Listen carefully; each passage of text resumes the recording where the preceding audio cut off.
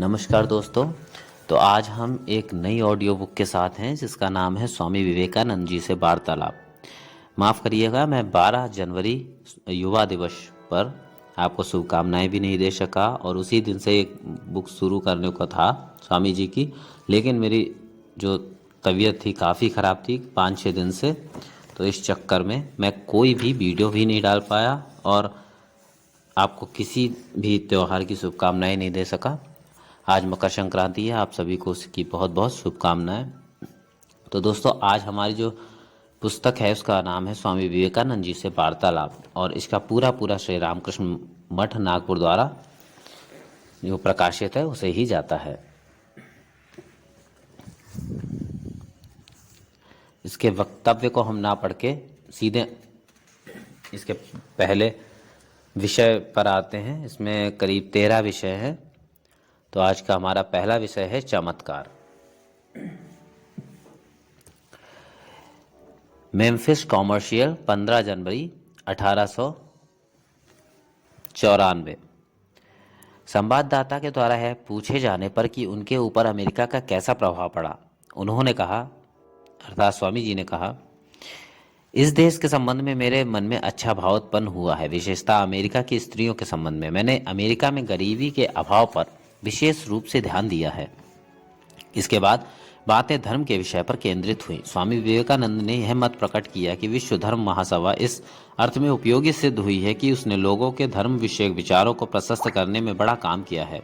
संवाददाता ने प्रश्न किया, ईसाई धर्मावलंबियों की मृत्यु के बाद की दशा के बारे में आपके धर्म वालों की क्या धारणा है?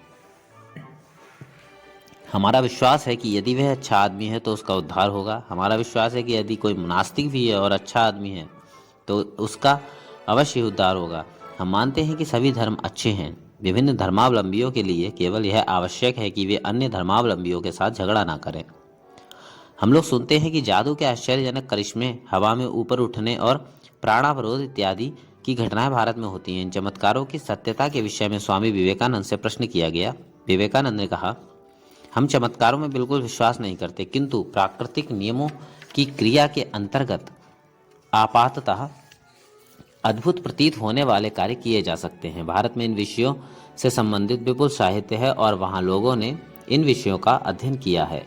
हठयोगियों ने मनोभावों को जानने और घटनाओं की भविष्यवाणी करने के अभ्यास में सफलता प्राप्त की है।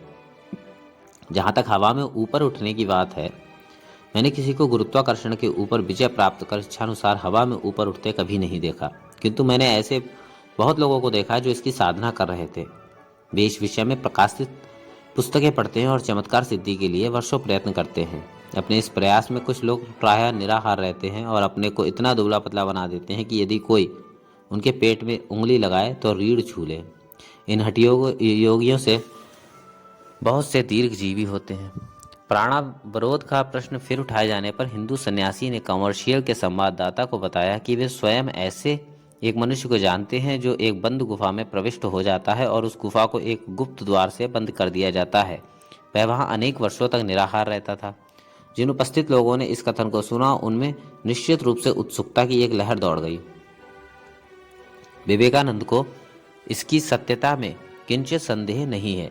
वे कहते हैं कि प्राणावरोध की दशा में उस अवधि में वृद्धि स्थगित रहती है। भारत में एक आदमी जीवित दफना दिया गया था। उसकी समाधि के ऊपर जौ के पौधे उगा दिए गए थे तथा अंत में वह जीवित निकाला गया। यह बात स्वामी विवेकानंद के कथानुसार पूर्ण रूप से सही है। उनका विचार है कि जिस अध्ययन ने व्यक्ति को यह असाधारण कार्य करने में समर्थ बनाया वह हिमशाई प्राणियों से जूझा होगा, जिसके बारे में कुछ लेखकों का दावा है कि भारत में यह सिद्ध किया गया है कि हवा में रस्सी फेंककर और उस पर चढ़कर सुदूर ऊंचाई में मनुष्य अदृश्य हो सकता है। इसके बारे में पूछे जाने पर विवेकानंद ने कहा कि उन्होंने उस करिश्मे को कभी नहीं देखा।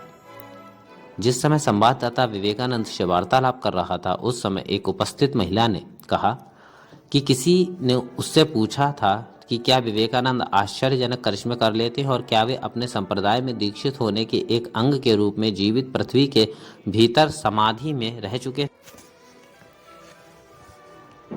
इन दोनों प्रश्नों का उत्तर पूर्ण नकारात्मक था। उन्होंने कहा, इन बातों का धर्म से क्या प्रयोजन?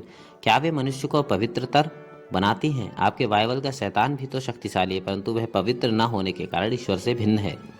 हठ योग संप्रदाय की बात करते हुए विवेकानंद ने कहा कि उनमें अपने शिष्यों की दीक्षा से संबंधित एक प्रथा है जो ईसा के जीवन की एक रस्म की ओर संकेत करती है। चाहे यह एक संयोग हो अथवा ना हो, वे भी अपने शिष्यों को ठीक 40 दिन तक एकाकी रहने के लिए बाध्य करते हैं।